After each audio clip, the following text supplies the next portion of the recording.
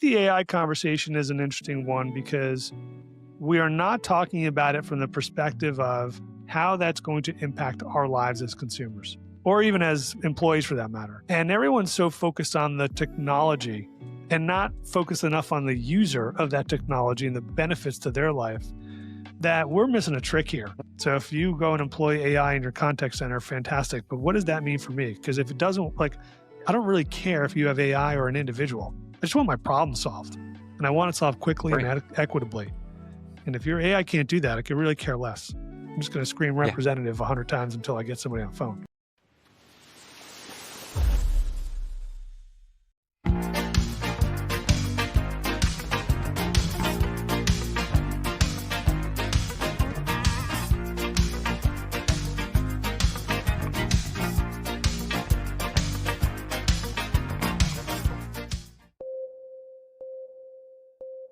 Hey, contact center, customer experience friends, welcome back to another episode of Contact Center Journeys.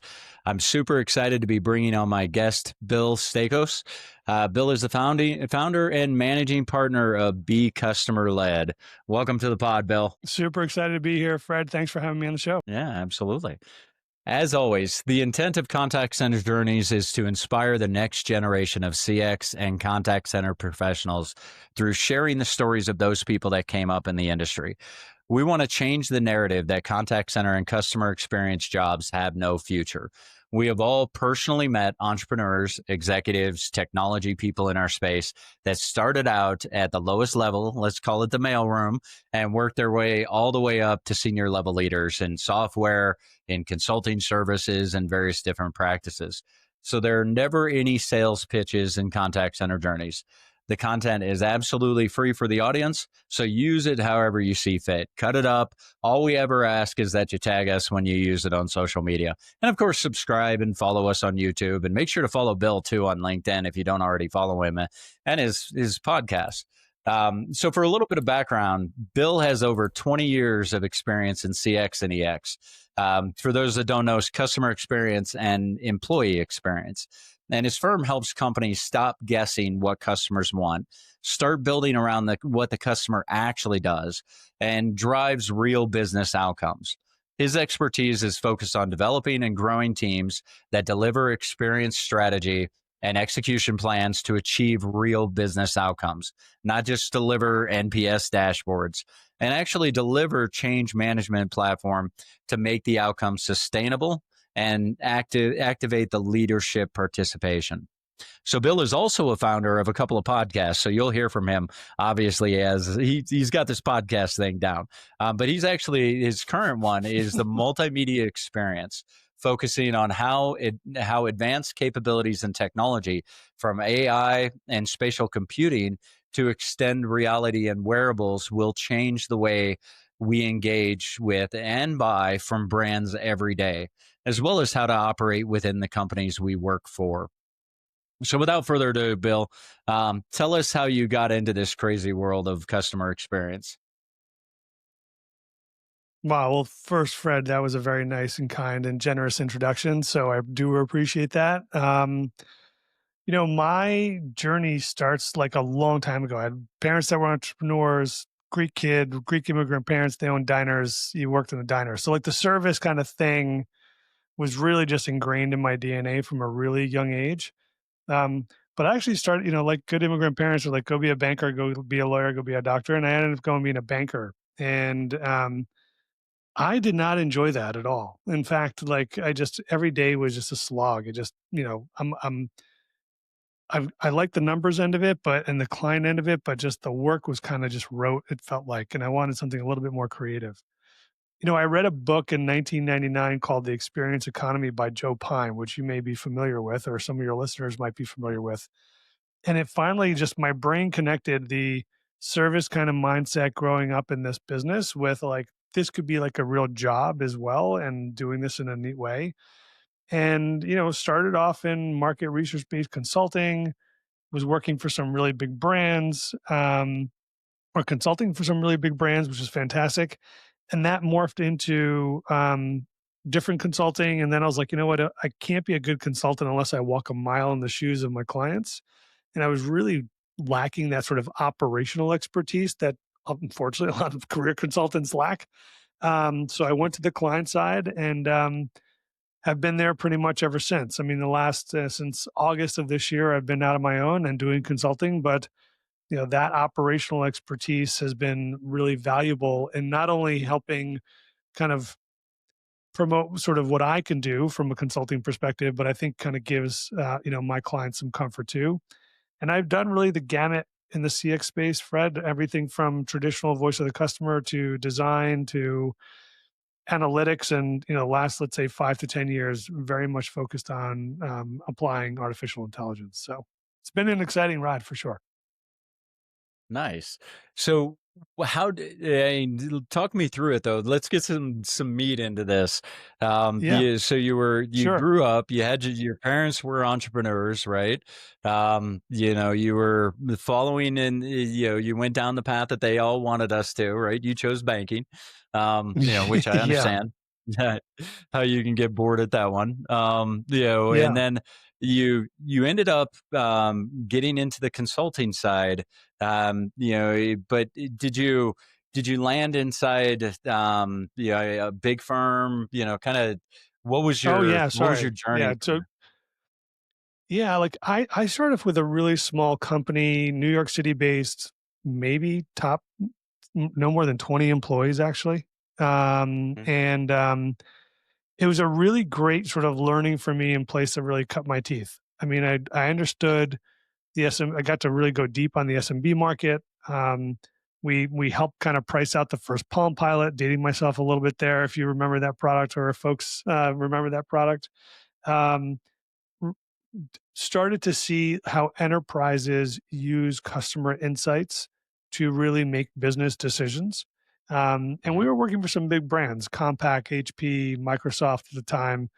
And that work was really about translating what we were learning from small and mid-market customers into real strategy and how to market and obtain them.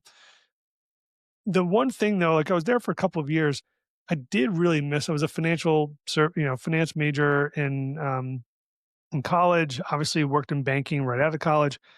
I really missed the banking space, and I wanted to focus more on it. Um, One from the perspective of it just from a young age, I don't know why, but banking just fascinated me. I'm probably one of like two people in the world that could say that authentically, maybe, and mean it. From the other perspective is I always saw, whether it was my parents or friends, myself, the banking experience was just fundamentally broken. Like I was a number. They didn't really care about me. And as a young professional, even more so, right? Like I don't have a lot of assets. My income is tiny.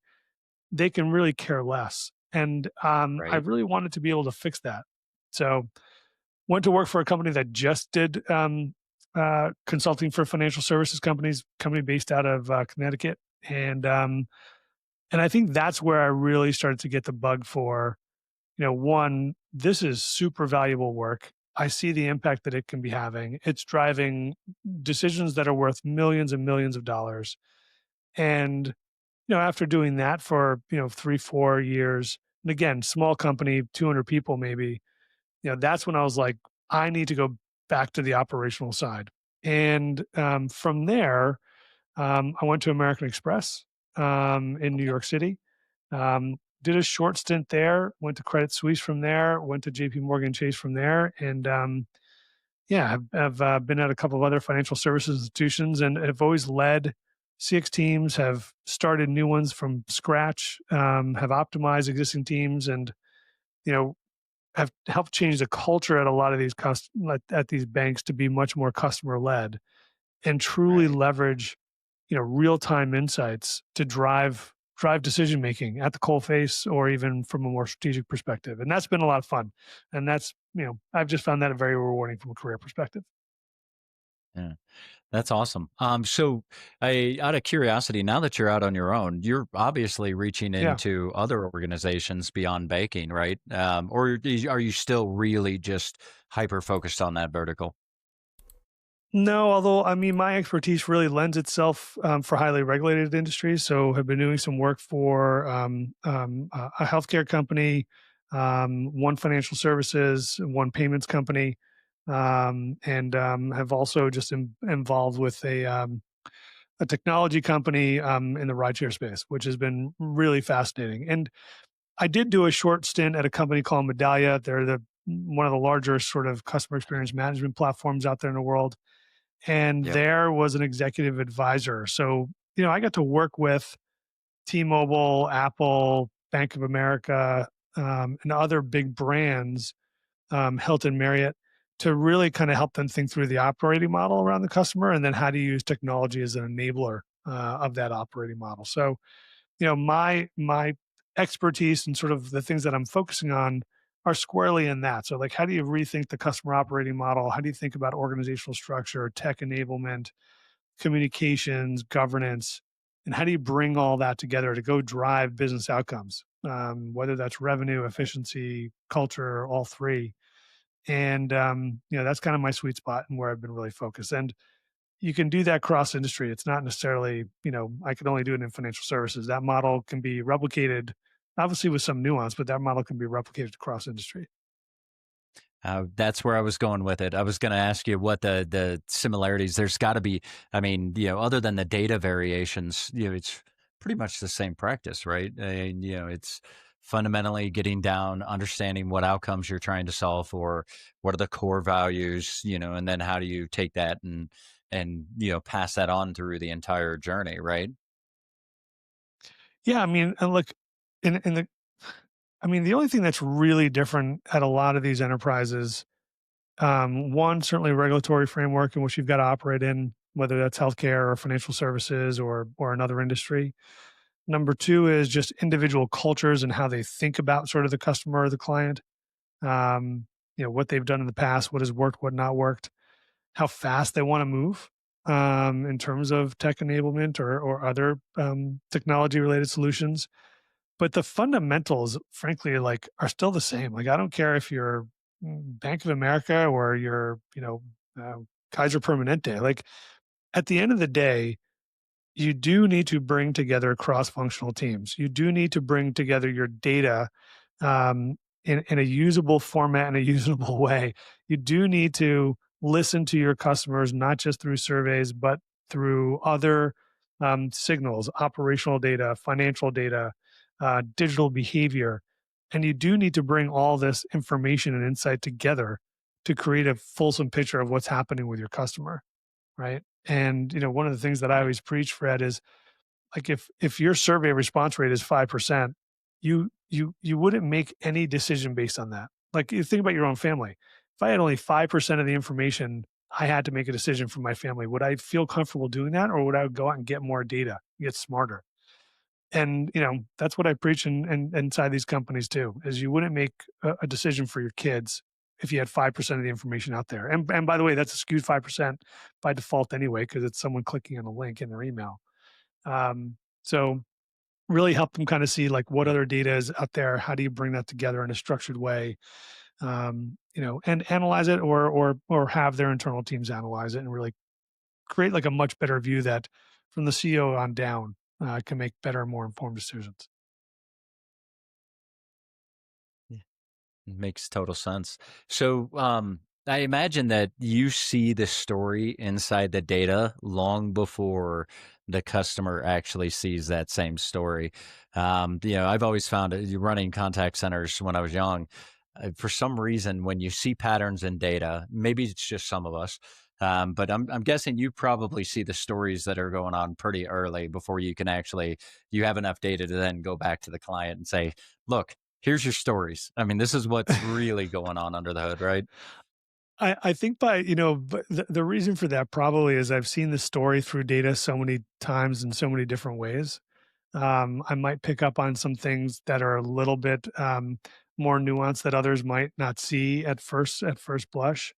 Um, I'm also just a numbers oriented Mhm. individual, so and like to think that I can actually consume a lot of information and consume a lot of data very quickly and process that. Um, and obviously, with the advent of things like artificial intelligence and summarization, that certainly has helped as well. Um, but but yeah, like I Right. try and be as collaborative as possible in that storytelling. process. I'm not here. I'm not there, even like from a consulting capacity.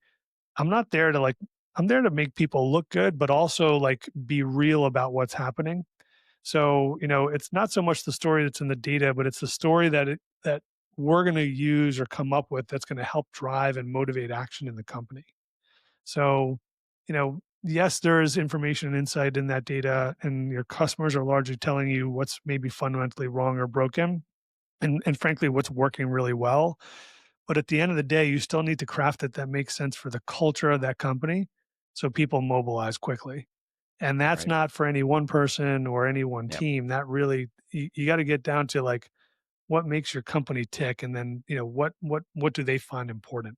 And that's the harder part, frankly. Yeah. Absolutely. So, I do have one question, and feel free to punt this if you feel a little uncomfortable. But at some point, you've had to walk into a place where the culture really doesn't care two bits about the customer, right? As a CX and EX expert, I mean, how do you deal with something like that? I mean, have you ever? Well, first of all, have you ever? And then, what'd you do if you did?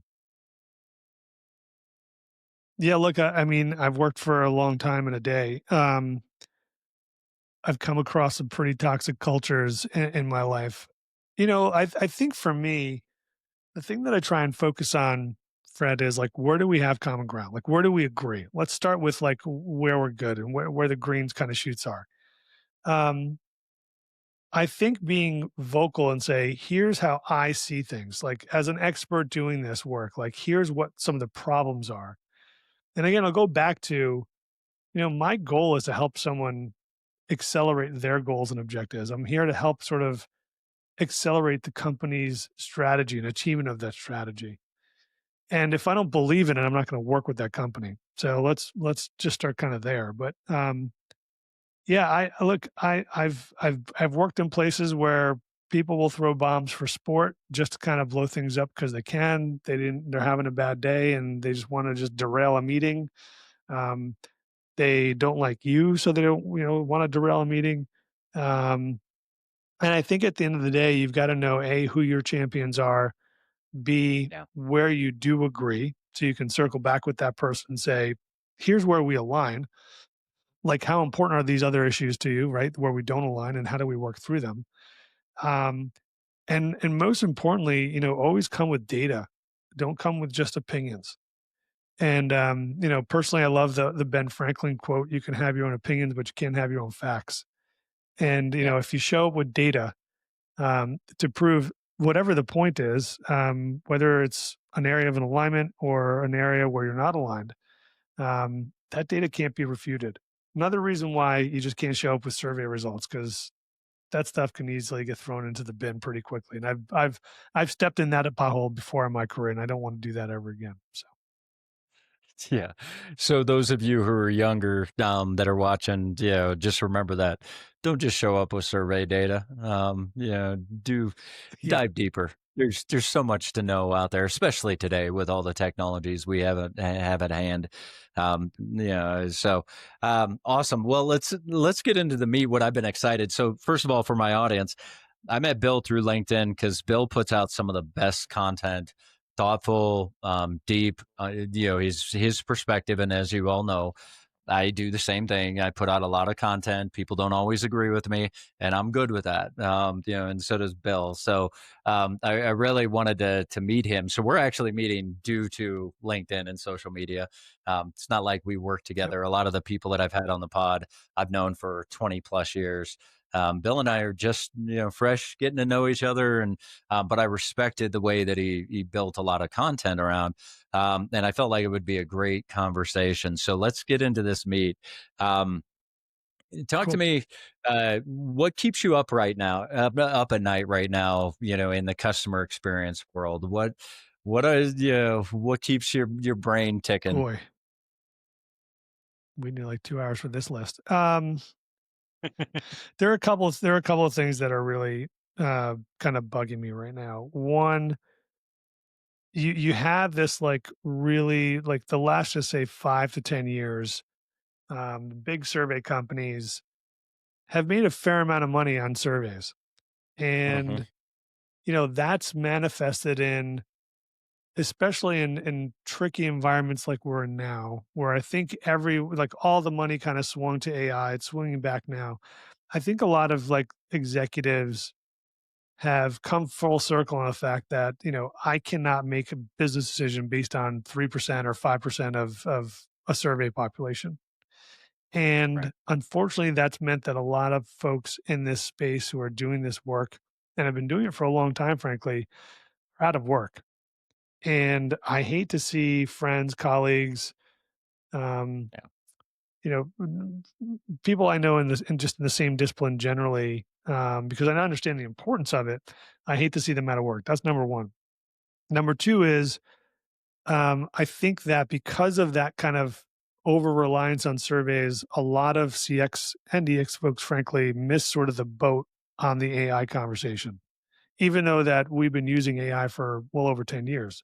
Natural language processing, natural language understanding, you Yep. use those and you use that tech capability in the contact center to understand call transcripts, right? And theme Yeah. them out. So, we didn't promote. We were too focused on using journeys, journey jargon, and different jargon in the discipline. And I think people just, it just executives' eyes kind of glazed over on this stuff. And unfortunately, a lot of folks are out of work. And Yeah. finally, I think that because of AI specifically, um, what keeps me up at night is like, are CX and EX practitioners going to miss this boat now? And Yeah. largely not part of the conversation, but critical because what a lot of folks, who've been investing in all these AI pilots, many of which are failing, are beginning to understand is that AI needs context. And who's sitting on all that customer data and that rich insight, but the CX leader. So, from that perspective, I really do hope, CX leaders are leaning in and really pushing their way into the conference room where these conversations are happening and coming up with data that's going to be helpful and provide the context that the AI can then use to make the right, at least kind of drive the right output or deliver the right output. Oh, excuse me.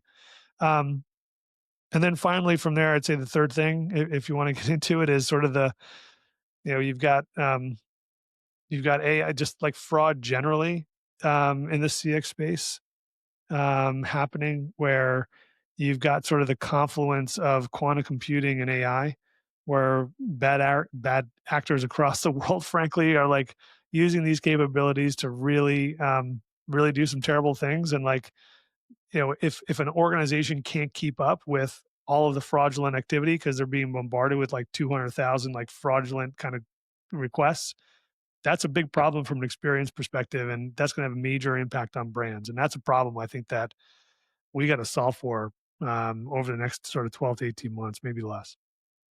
Yeah. So you gave me a list of items. I want to double click on all of them, but I mean, let's start out at the first Yeah, one. Jobs. This is something that keeps me yeah, up at night too, because as you know, I mean, I literally grew up in this industry. It's the whole reason I am where I am. I started as an agent.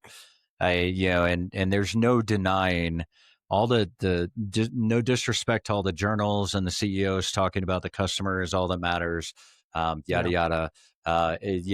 We see more volume in conversational bot technology opportunities than we do any other category. So there's no doubt in my mind. Again, we're saying one thing. AI is only going to superpower the agents. It's only going to help the humans. And then we see the other thing with their spend and their focus, right? And this goes back to my belief for a long time that the contact center still to this day is considered a cost center by most executives. yeah, And that trickles up to customer experience, right? Because all things contact center is part of the CX journey, a big part. So I too, I'm like you. I see a lot of people that I know that have 20, 30 years in this space who can't find a job. I mean, yeah. I'm sure you're seeing the same thing. The question I have, that I keep asking myself is, what can I do? Um, yeah, Yeah, look, I mean, I I don't think know. I putting out content like this. Yeah, I mean, putting out like content like this podcast, right? I think that's helpful for people because they see different perspectives, they hear different people, talking about the same topic, maybe from a different angle. Um, I think what I see happening in the contact center, unfortunately, is that like that first level support really is truly at risk, unfortunately. Um, Yeah. but again, like I go back to this notion of, people saying, well, I'm going to use AI to kind of create a hole or an efficiency and not put it back with something productive. I've said this Yeah. in a couple of forums. Like the company that just creates a hole with AI and doesn't fill it back up with something productive is the company that is kind of they don't have any more ideas, right? Like I don't Yeah. want to invest in a company that doesn't have any more ideas. So yeah, I'm a big believer in that AI should be used to augment individuals, give them superpowers, make them deliver a better customer experience by enabling them to do that in real time. Um, Yeah. but I'm also realistic of the fact that there are just some use cases that unfortunately AI is just better suited for, given like the volume and sort of the low intensity of them. And unfortunately, that's going to impact some people. But I really do hope that companies either provide sort of an off ramp or at least provide them on a new on ramp. Like, I'm going to train you and we're going to give you new skills and we're going to put you over here, right? Because you've got transferable Yeah. skills. So I think the jury's still out on that conversation. I do hope that companies don't just say, I'm going to create efficiency and take the profit and report it to the street, or give myself a bigger bonus if you're not a public company, even worse. Um, but yeah, I think that we've got to keep on pushing that message of using the tech to make people better, not simply taking the efficiency route, and not filling that hole anything with anything that's um, or not filling that hole at all. That's a huge risk. I think that's a really dangerous conversation, and unfortunately, it's clickbaity headlines for a lot of the kind of websites out there, and that's the message that we're sending out. I do see that changing though, but nonetheless, that narrative is still out there. Yeah, and it's hard to really blame the executives too, right? Because thanks to this Jack Welchian version of capitalism, I mean, it is an executive, and I see you smiling. Hey, look, Jack was my idol for a long time until I became mature enough to recognize his changes in the way that public companies impacted their Yeah, stocks based upon layoffs. As soon as I really understand the full dynamics, you can't take away he was the father of leadership training. He built yeah, a company that put out so many CEOs. I mean, kudos where they belong, but at the same time, kind of reminds me of how I think about President Reagan. He would have been the greatest president of all time if he wouldn't have let money into Washington. So yeah, that one little thing is kind of a nail in a coffin. But anyways, I digress. yeah, So yeah, I think the yeah, I struggle because if an executive doesn't do his fiduciary responsibility and he doesn't reduce, cost and build, take advantage of this technology, the board's just going to bring in somebody that does. I mean, whether you like it or not, sure, this is a train going down the track that's not going to stop. So I mean, you're kind of stuck. And I hope, like you, many of the executives really do commit to let's figure out the really good people that are committed to our organization, that really get it, that fit our values. Let's figure out something to do with them. Because my fear is as this goes into white collar, a lot of the entry level jobs are going to go away, or can be automated, I should say, but what do we do about backfilling all the higher level people if you don't have a training ground for the younger ones? I mean, this is the conundrum that I mean, it's such a challenge to think through. And I agree. We just got to put out our content, put our our opinions out there, have conversations, and hopefully mm. we can positively impact the outcome of some businesses. Right? Um, it's a tough spot though. What it is. Look, where I've seen like the AI piece be successful is when you pair a younger individual earlier in the career, maybe I hate the term digital native, but like, just a little bit more savvy with technology. Let's just put it that way. When you pair that with context, someone with 15, 10, 15, 20 years of experience in a company or in an industry, That is a really powerful combination. Now, what if you did that with not just 2 people? What if you did that with 100? What if you did that with 1,000 people? And you said, "Go build, go develop something that's gonna be worthwhile for our customers, for our business." That is a really powerful combination. You don't need to train anybody, right? Yeah. You're leveraging sort of the institutional knowledge of the company. You're giving someone who's younger sort of an opportunity to prove their skills in different ways, and you're creating value at the end of the day. And if you put, like, the right metrics and governance around this stuff, like, I've seen it actually work super, super well to the point where, like, one organization in particular I'm thinking of, can't name the brand, but they're looking at different ways and different training cohorts to be able to do this.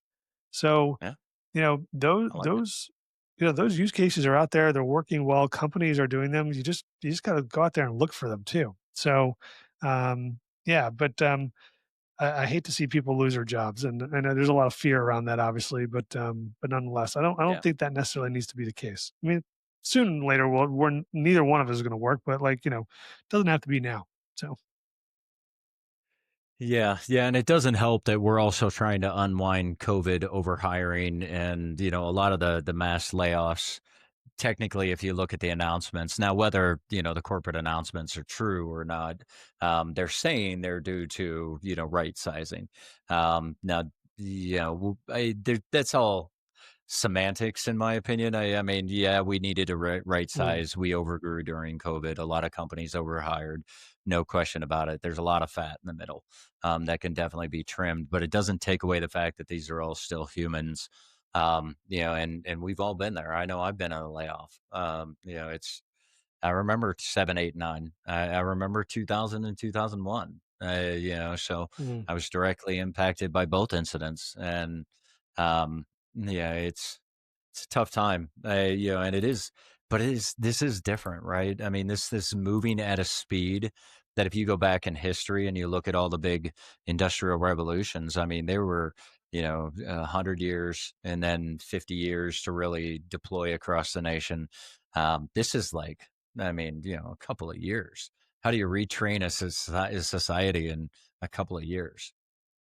You just can't. Yeah, and it's not just retraining. I mean, it's moving so quickly, right, Fred? Like, even prompt engineering at this point seems cute, right? Like, Yeah, what do you train people on too? I know it's not easy, but I think organizations do have an obligation to their employees who have created value in some way, shape, or form for that organization and their customers over X number of years. You've got an yeah, obligation, not just to your shareholders, but to your employees. So. yeah. Yeah. Let's hope enough people remember it. All right. So, what was one of your other ones? Let's say I could go forever in this stuff. And now that I know you're a banking guy, I'm guessing we could even talk a little macro. But we won't go down the financial side. My audience probably doesn't want to hear too much about that. What was one of the other ones? I definitely don't want to talk about it. Look, I think the AI side, I think, is an interesting conversation. The reason why I started my second podcast is because I really, I mean, I couldn't read like another article on like this, hyperscaler passed this benchmark and that one this leapfrogged them the next day. Like, who cares, right? Like, who really cares about Yeah. this stuff? It doesn't. Fred, I need to pause 1 second. Apologies. Yeah. Absolutely.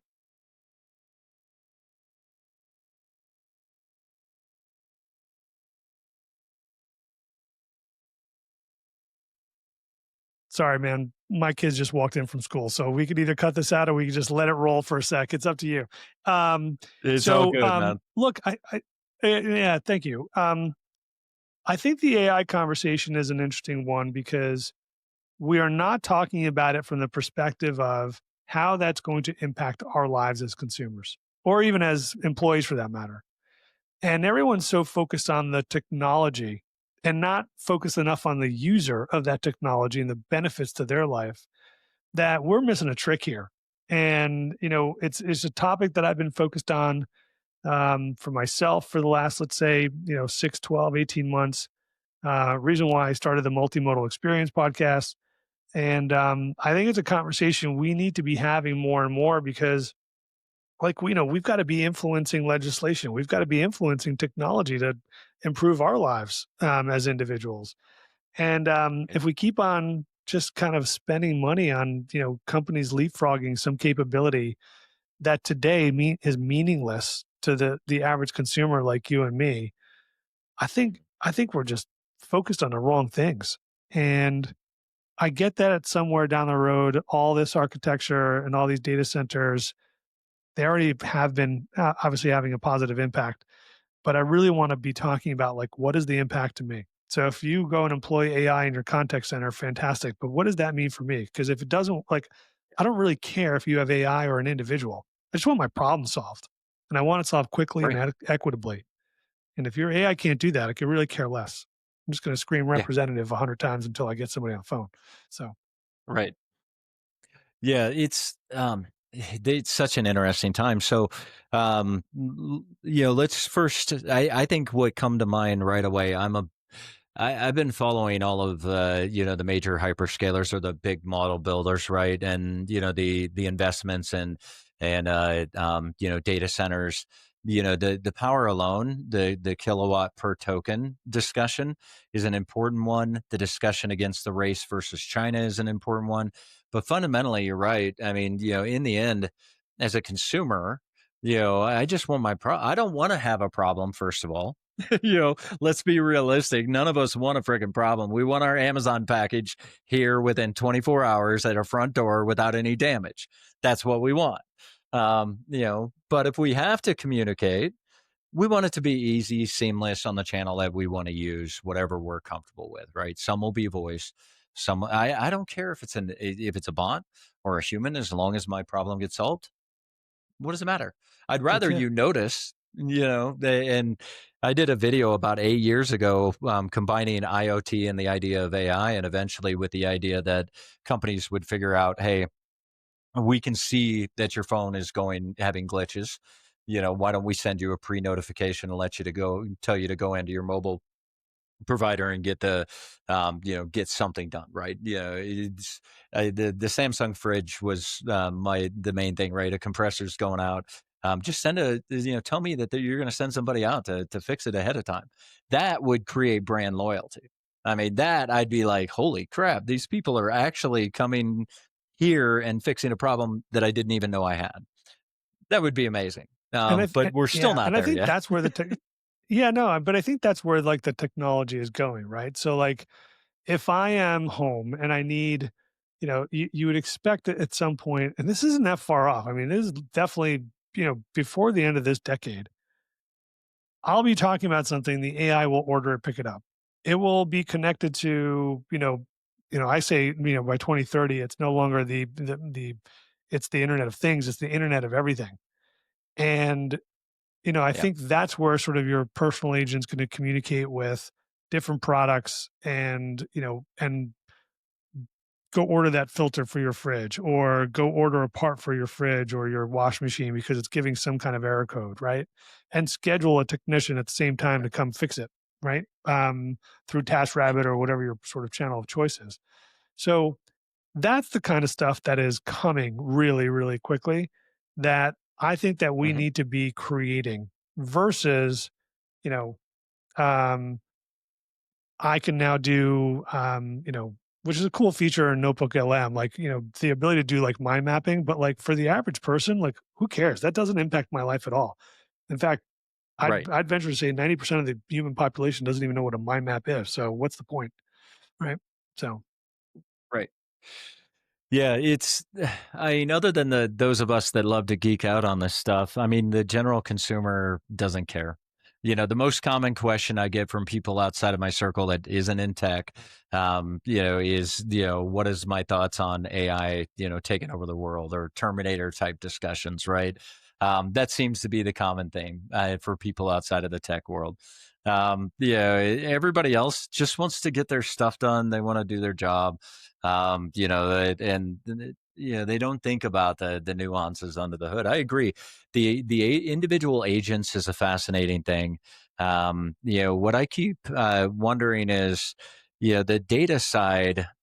This goes back to our prior discussion, right? If I look at the number of faults and the cost of those faults to my customer experience. And then I start analyzing it. You're a financial guy. It's not hard to figure out that you're perfectly fine allowing a little bit of impact to your customer experience based upon the cost of a truck roll over all of your customers of that particular fridge, right? And that's the unfortunate thing. Sooner or later, we got to get past this idea and really truly buy into customer experience is a multiplier to your business versus a cost.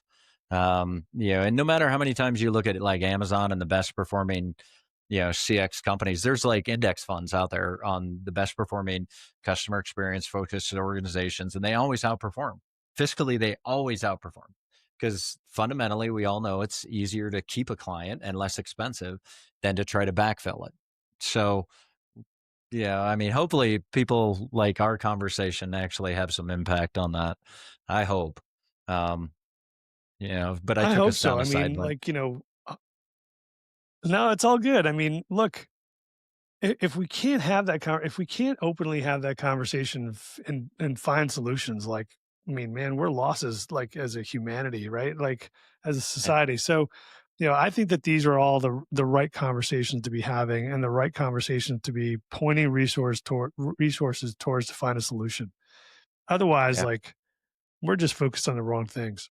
It's not going to help yeah. us at all. So Yeah. Yeah. And, things like UBI. I mean, when this first started all coming, I don't know if you remember, but everybody was talking about it. Now no one talks about it. What are we going to do, about, yeah, I mean, if the Anthropic CEO talked about, 50% of all lower level white collar jobs will be gone within 3 to 5 years. Elon talks about it. Some of the smartest people in the world talk about this, but yet here we are still not talking about UBI and the actual impacts and what do we do? That conversation just died, which I find super fascinating. I think it's an important one because what happens I when you I, can't I think replace so. those? Yeah, no, that's right, Fred. Look, I think the whole thing, like 50% of white collar jobs going away. Like, think about that comment. He also said something like the next day, like, all recruiters and all executive assistants will lose their jobs. So I did the math on this. That's 3% of the workforce globally. If you think about, like, 3% of the workforce globally, if you take their income out of the global economy, it would be it would be devastating to people generally, right? Not no, not to mention, like, those individuals, but, like, it would tank the economy globally. So, like, these comments are made out there Yeah, with not a lot of, like, real thought behind them. And no offense, I mean, they're smart folks, but, like, not a real thought behind them in terms of, like, what is the impact to the world? And I think the universal basic income conversation, I think, is an important one. You see that in countries like Switzerland. It's been super successful, for, gosh, for decades. There is a standard of like a right. minimum standard of living there Yep. that the country helps achieve. Obviously, doing that in the U.S. or other APAC or other major markets is a different scale. You got to figure that out. But um, I think let's start with, like, let's not make dangerous comments that could potentially, like, just, manifest, right, like, a little bit on their own. And really, versus saying, like, I think all these jobs can be gone. Figure out how to use your technology to keep them or make them different and better, right? Or help those individuals train into new areas that they can create value. Yep. And that's where, like, I think that we should be having the conversation. I don't like the UBI conversation. I don't have Yeah. a solution, but there's countries that do it successfully, so it works. Yeah, we've got the models. I mean, I just think again, these are conversations like we already said that need to be had. So, I want you to jump into reach out to your crystal ball, and talk to me about what you see. Let's go 5 years.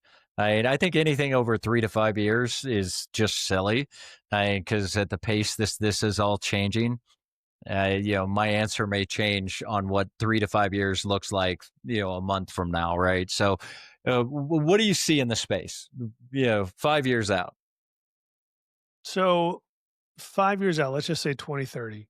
Um, the proliferation of wearables, not just headsets, but other wearables, rings, watches, your phone, but by default as a wearable because it never really leaves your body. Um, I think the proliferation and the connectedness of wearables creates even physical experiences digitally, digitizes them. And that's where all this Right. connectedness of data really starts to come together. And frankly, like the AIs or LLMs and these big sort of model developers start to get really smart. That's why they're all developing physical products because they need more training material, right? Live conversation, movement. Um, they need to look at like what you're looking at and kind of be able to digitize that and get smarter and create some more not just context, but like have improve reasoning of these models so they can ultimately get to AGI. Okay, that's one. So I think wearables and the connectedness of wearables is actually going to improve our lives over the long term, and not just sort of wearables like glasses, et cetera, but even like products and services, products rather in your home and at work that are also going to be connected. Um, that'll start working together more seamlessly and take sort of decisions, these lightweight decisions out of your life, which is I think is going to be a good thing for people. Ultimately, will create more surface area for humanity and human connection.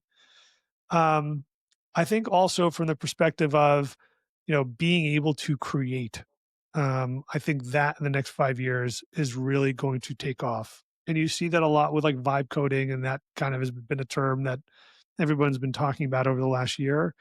But to be able to create something, an app, a product, whatever that is, to improve one aspect of your life and deploy that in real time conversationally, I mean, that's largely here, but I think in 5 years, your AI will be telling you, "Hey, let's create some code and let's do this. It'll help you, right? It'll be proactive, and it'll drive that change for Right. you."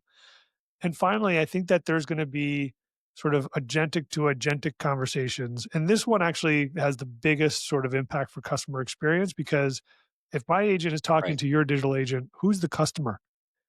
And if we have hundreds and hundreds of years of what a customer is and our policies and our documents and everything else, but all of a sudden now the agent is the customer. How do I deal with that? If something goes wrong, do I interact and engage with the agent? Do I reach out to you directly? How do I even do that if you don't let me? And that's got a whole lot of implications that I don't think we're necessarily prepared for as organizations. Because that's not a conversation that No. many are having. And I think that's going to come up really, really quickly on us. You know, do you remember was it Stanford? It was one of the Ivy League schools had a conversational bot communicating with a conversational bot, and they ended up creating their own language for efficiency purposes. Do you Yeah. remember that? Yeah. Yeah. I mean, that was just this Yeah. year at one point, maybe top of the summer. Um, that's, I I, mean, I want to say that's it going to was a little happen. while. Yeah.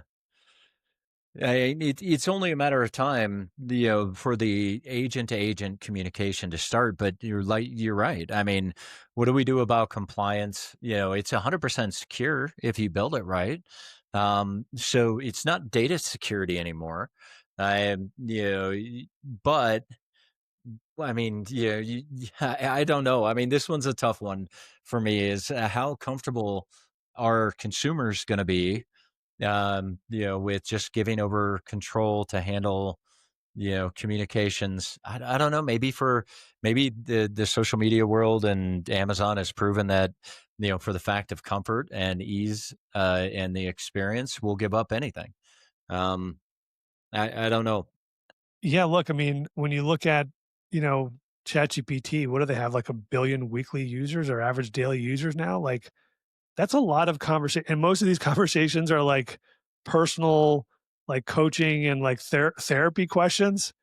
Like, people Oh are yeah, pretty comfortable with that pretty quickly. My guess is that you start putting in some low level kind of decision making for the AI or that agent, let's just say machine to machine communication. You start giving sort of like low level, sort of like drips of like, okay, you can go do this now and you can go do this now. And you see the benefit to your life by not having to make these decisions or call the contact center or send a chat or send an email around a specific problem or go onto Amazon and order something, right? Or go to the doctor. and actually get a script. You know, these are Mhm. things that are going to give us time back in our lives. And like my guess is, like any like technology diffusion curve, right? You've got your early adopters, and then everybody, all the dominoes fall. But like my guess is that curve really starts to flatten out, um, and that sort of like the Mm. laggards on sort of the far right are just like this massive curve at the end before all of them, kind of drop off. So, um, I think this stuff is going to flatten that out, and I think people will adopt it as they see the benefit in their lives. I just want to start building that now versus asking ChatGPT to create some blue image of the future like it always does. I don't know. So. Yeah, I'm like you. I want to get ahead of it. The problem is every time I think I'm ahead of it, I learn about something new that somebody just launched that's already doing what I just thought about. There are a couple of things I've got a little. I think I'm a little bit of ahead that I'm working on in the background, but we'll see. With custom GPT coming out from OpenAI, kind of makes you wonder how many of these AI companies in our space are even going to be around. Quite frankly, I mean, based on that in itself, and I mean, it's no different than Google or Microsoft. I should say Microsoft was a better example. They'd let all kinds of people build stuff and then figure out which one was the most profitable and then go build it. I mean, Amazon does it. Google does it. I mean, they all do it, right? Um, it's fascinating times, man. So with any final, if you were talking to your younger self or you were talking to, somebody just getting into the space, what would you tell them? What's your recommendations? Oh boy, I guess it depends on the person, but maybe my younger self, I probably tell myself to go out and strike out on your own a lot earlier than I have. But I think it's important to have your finger on the pulse of a lot of different perspectives. And Mhm. I'm someone that prides themselves on being sort of the dot collector, so I can connect the dots in the right way. And Right. don't get so bogged down with a specific industry or a specific technology, um, but really be a student of everything. And when you do that, not maybe at the onset, but like over time, either inspiration or tangential sort of things start to make sense coming together. And I think that can drive a lot of creativity and different ideas and novel ideas in the world. And that'd be my one piece of advice actually to anybody. Coming out of college, younger self, like just be a consumer of information and data, and see where it makes sense. Even use AI to kind of think about how to bring it together. Even frankly, I do that a lot today, and Yeah. that's been like a real nice plus. But nonetheless, like if you're a finance person, don't just think about like the tangential things of finance, maybe like an art or something. Like get into like physics or get into applied mathematics in a different way. If you're in the contact center, like really explore different fields and disciplines. And frankly, with the advent of AI, Google being one of them, Gemini really is very, very much focused on helping like create learning paths for people. And Mhm. I encourage everybody to start. Look, I don't work for Google; they're not a client. I'm not promoting them in any way, but they're one of the few organizations out there that are really leaning in on education as part of this, Yeah. and I think that's a good thing. It'll be a good thing in the long run for society. Yeah. It's interesting. I think about you and I when we grew up, we had to go out and find mentors, right? I mean, a lot of people mistake the mentor mentee relationship. I mean, I don't know about you, but I had to go out and find it and I had to force my way in. I had to ask smart questions, do the hard work, and then come back and, I had to bring data, bring insights. Otherwise, those people would have never mentored me. Today, yeah, I mean, you literally can be mentored by anybody, and it's getting to the point where you can be mentored by anybody in history because they've consumed Einstein's, notes and and they're getting to the point now where go get mentored by whoever your hero is. Just the one thing that I always worry about is, I mean, I've got older kids. They're both adults. Hopefully I was a good mentor and a good father. I believe I was. They turned into good kids, good adults. So I think that I did my job. Not saying I was perfect, but hopefully, they go out and they find whatever mentors they need, right, and learn and consume. And the one thing that I think moving forward is you have to be comfortable with change. There is no more status quo. I think status quo died a couple of years ago. And you better just be comfortable in change, period.